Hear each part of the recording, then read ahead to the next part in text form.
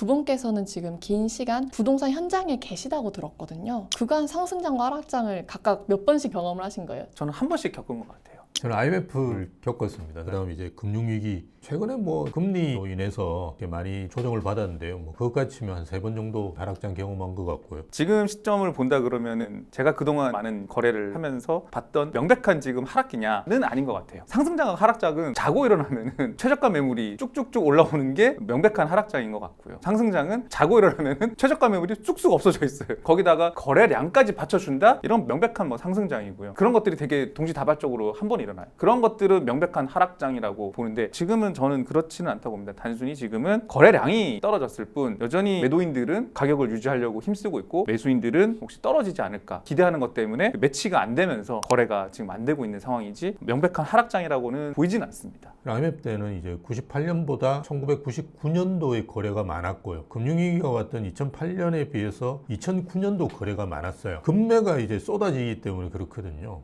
이건 나라가 망하고 이거 금융위기가 왔으니까 큰일 났다. 그래서 던지자. 이렇게 집주인분들이 떨어진 매물들을 막 시중에 내놓는 거예요. 그러면 이제 살려고 했던 분들 같은 경우 자기 금액대에 이제 맞는 물건들이 많아지니까 이제 일시적으로 거래가 확 늘어나거든요. 근데 지금은 대다수의 집주인들이 그런 가격대로 내놓지를 않거든요. 또 하나는 이제 우리가 떨어졌을 때 상황을 보면 땅값이 떨어지게 돼 있어요. 부동산이라는 게 어차피 토지니까요. 토지 가격이 떨어졌냐 안 떨어졌냐가 사실 최종적으로 우리가 그걸 판단할 수 있는 기준인데 사실은 토지 가격이 떨어진 시기는 90년대 초에 그 다음에 IMF가 와서 떨어진 시점, 금융위기 와서 떨어진 시점 아니고는 사실은 하락기라고 보기는 힘든 거죠. 이미 하락이 시작된 지역이 나왔다고는 들었거든요. 강동구라고 제가 기억하는데 저번 주에 떨어졌어요. 근데 주 단위 아파트 가격을 이렇게 측정하는 나라는 한국밖에 없고요. 추세 분석이라고 보통 이야기하는데 경제학에서 최소 3개월에서 6개월 정도를 봐야 돼요. 7월까지는 엄청나게 현장에 많은 사람들이 몰려왔었고 대출 규제 들어가면서 굉장히 많은 고객분들이 이제 줄은 상태고 12월 되면서 뚝인 상태이긴 해요. 전국이 이제 바로 안정이 되면은 어떻게 될지 모르죠. 거래량이 뒷받쳐 줘야 돼요. 그렇게 돼야 되는데 안 그래도 올해 6, 7, 8월에 급등을 좀 하면서 저희도 좀 걱정을 많이 했거든요. 그래서 어느 정도 좀 떨어져 줘야 저희도 사고 싶은 그런 마음이 더 들지 않습니까? 지금 공급이 안 나오고 있는 상황이에요. 그렇죠. 굉장히 심각해요. 서울은 사실은 2만 세대, 3만 세대 공급하는 것도 굉장히 적은 거예요. 대부분 이제 공급되는 아파트가 재개발, 재건축으로 공급되잖아요. 그러면 이미 한 70%는 주인이 있는 집을 공급하는 거고요. 나머지 30%만 신규거든요. 5만 세대를 공급해도 이게 15,000세대밖에 공급이 안 되는 거라고 보셔야 돼요. 통계를 만드는 어플이라든지 이런 데서는 보면 한 4만 8천 채가 서울에서는 필요하다 매년 이렇게 이야기하거든요. 더 문제는 이제 2026년, 27년이에요. 두 해 연도를 합쳐가지고 아파트 입주 물량이 15,000세대예요. 제가 30년 동안 데이터를 봤는데요. 이러는 적이 없었어요. 여러 가지 변수를 보는데 금융적인 상황, 그 다음에 수급, 경기 상황을 보는데 지금 경기는 별로 좋지는 않아요. 계속 이제 금융적인 상황도 내년에 풀릴 거고, 그죠? 그 다음에 수급 상황은 이제 계속 악화되어 가는 이런 상황으로 가는데 올해 들어서 가격이 어디까지 올랐는지를 생각해 보시면 좋을 것 같아요. 어떤 사람은 올해 폭등했다고 이야기하는데 사실은 마용성까지 정도 갔었어요. 여러분 잘 아시는 서울 외곽의 노도강 이런 지역은 아예 안 올랐거든요. 그리고 실제로 거기 있었던 분들 보면 가격 오르지도 않았는데 왜 갑자기 대출 규제 해가지고 나만 피해를 줬냐 이런. 그리고 지방 같은 경우는 대출 규제 맞고부터 아예 그냥 초토화돼 버렸어요. 사실은 우리가 주거선호 지역이라든지 이런 지역만 봐야 되는데요. 이런 지역은 전국에서 1%예요. 근데 우리나라의 1%인 사람들이 과연 그걸 못 살까요? 대부분 주거 선호 지역은 월급으로만 사는 곳은 아니거든요. 굉장히 현실적이시네요. 잠시만, 이거 편집이 좀 들어가야 되겠다.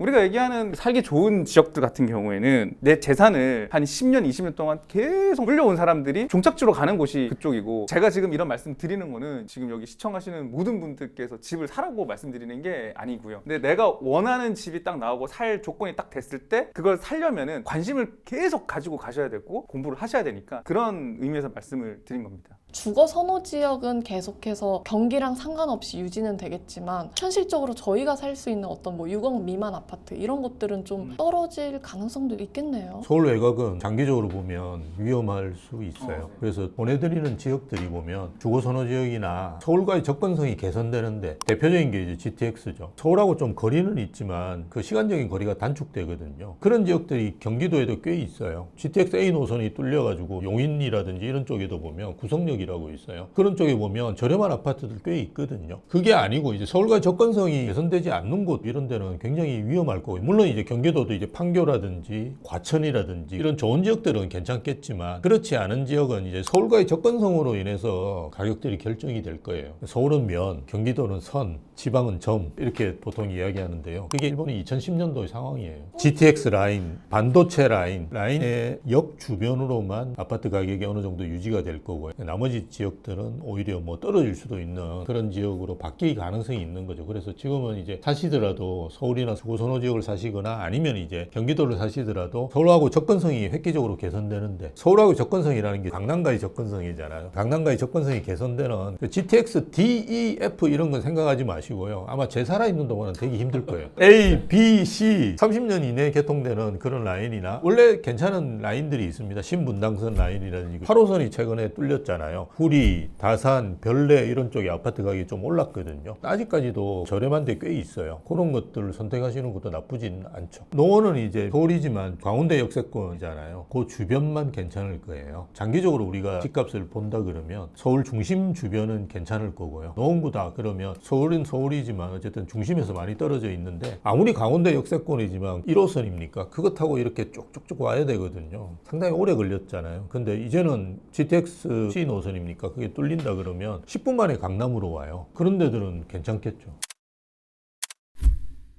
집의 가치를 결정하는 요소는 크게 4가지가 있습니다. PD님 카메라나 노트북 이런 거 좋아하시죠? 똑같아요. 다 좋으면 비쌀 수밖에 없어요. 그러면은 타협을 하는 거죠. 본인이 가지고 있는 가장 중요한 가치를 먼저 설정을 하고 그 이외의 것들은 타협을 한다 이렇게 되겠죠. 집 값이 아니라 집의 가치를 결정을 하는 것은 전철역 교통, 전철역이 먼 곳보다는 가까운 곳이 비쌀 거예요. 초등학교 길을 막 몇 번 건너고 가야 됩니다. 저 멀리 있어요. 애 보내기도 막 죽겠어. 그거보다 초품화 초등학교 품고 있는 아파트가 당연히 더 비싸겠죠. 세대수가 막 30세대, 40세대보다는 2000세대 정도 돼. 커뮤니티 시설도 있고, 아파트라는 거는 개인으로서는 가장 큰 투자 대상이고 자산이기 때문에 돈으로 만들어지는 그 황금성이 되게 중요하거든요. 세대수가 크다 보면은 수요자들이 항상 어느 정도 일정 수준이 있기 때문에 나중에 팔 때 황금성이 훨씬 편하다라는 장점이 있어요. 또 하나가 이제 제일 중요한 게 연식이죠. 이런 것들이 다 집의 가치를 결정하는 건데, 대외적인 통화량이나 여러 가지 상황에 따라서 이 가치는 그대로 있는데 가격은 달라질 수밖에 없어요. 가치에 비해서 가격이 높으면 사면 안 되고 이거죠. 대외적인 환경 때문에 바뀔 때 가치 높은 아파트를 사시는 게 좋죠. 상호의 관련성이 되게 많아요. 왜 서울 도심을 연결하려고 하지? 일자리가 많고, 그죠? 모든 편의시설이 더 갖춰져 있으니까 외곽에 있는 분들은 그걸 좀 쉽게 누리라고 하는 거잖아요. 마찬가지거든요. 우리가 대단지가 있으면 교통을 잘 뚫어야 되고, 거기다 학군을 만들어 놓으면, 옛날에 강남이라든지 목동이라든지 이런 데가 갑자기 생긴 건 아니잖아요. 꾸준히 그렇게 해서 되어 온 거거든요.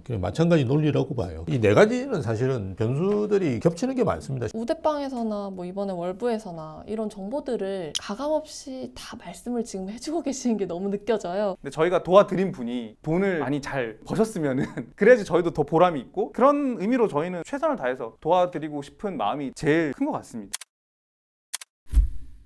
모두가 거기에 불안해 하시는 거니까 결국 아파트가 가지고 있는 그 가치가 변하는 건 아니거든요. 1주택자시라면 결국 내 집을 팔고 다른 집을 사시는 갈아타기 투자를 이제 하실 텐데, 좀 더 가치가 높은 집으로 가시는 거는 시기랑은 크게 상관이 없다고 보거든요. 내가 저걸 샀다가 지금 내가 상투 잡는 거 아닌가? 이런 생각이 드실 수도 있지만은 뭐 결국 또 내 집도 1주택 갖고 있는 거 팔 때도 또 높은 가격에 또 파는 거니까 가치가 높은 집을 고를 수가 있다 그러면은 저는 시기는 크게 문제는 안 된다고 저는 생각을 하고 있습니다. 가치를 어떻게 알아요? 모르겠어요. 솔직히 이게 비싼지 싼지 어디가 좋은지 안 좋은지. 앞에서 저희가 말씀드렸던 4가지 요소, 그리고 현장에서 뭐 이렇게 투자도 해보고, 저희는 이제 집을 보여주는 건 정말 많이 하거든요. 그걸 이제 우리가 임장이라고 그러잖아요. 그걸 많이 하기 때문에 사실은 가보면 좀 이제 중개사분들도 느끼는 게 있거든요. 특히나 저희 같은 경우는 광역적으로 합니다. 구를 한다 그러면 강남구 전체를 하는 거기 때문에 이 아파트의 장점이나 단점도 잘 알고 저 아파트의 장점이나 단점도 잘 아니까 계속 이렇게 하다 보면 이분이 이제 어떤 걸 원하는지 이런 걸 잘 알게 되죠. 그래서 현장에서 이제 이제 그런 것들을 맞춰 나간다든지 수정한다든지 이렇게 하니까요. 강력적으로 하시는 분들 이야기를 들어보시면 좀 도움이 많이 되실 것 같아요. 결국은 부동산은 관심하고 뚝심인 것 같아요. 일단 관심을 가져야 보이거든요. 어떨 때는 가졌다가 뭐 뉴스 안 뜨니까 안 가지고 그러면은 일단 뚝심이 생길 수도 없고 좋은 아파트를 가질 수도 저는 없다고 생각을 하거든요. 예를 들어서 저희가 대학교 뭐 3, 4학년인데 어느 순간 뭐 취업에 대한 뉴스가 떴다고 취업에 관심 가지고 뭐 아니라고 안 하고 그러진 않지 않습니까? 꾸준히 이제 관심을 계속 가지고 그러면은 본인이 어느 정도 생각이 정리되면서 아, 난 여기 이 기업을 가겠구나. 뚝심이 생기거든요. 부동산도 완전 똑같다고 저는 생각을 합니다. 관심이 있는 분들이 오늘 영상 보실 것 같거든요. 그럼 이제 가져야 되는 건 뚝심은 무조건 가져야겠네요. 그렇죠.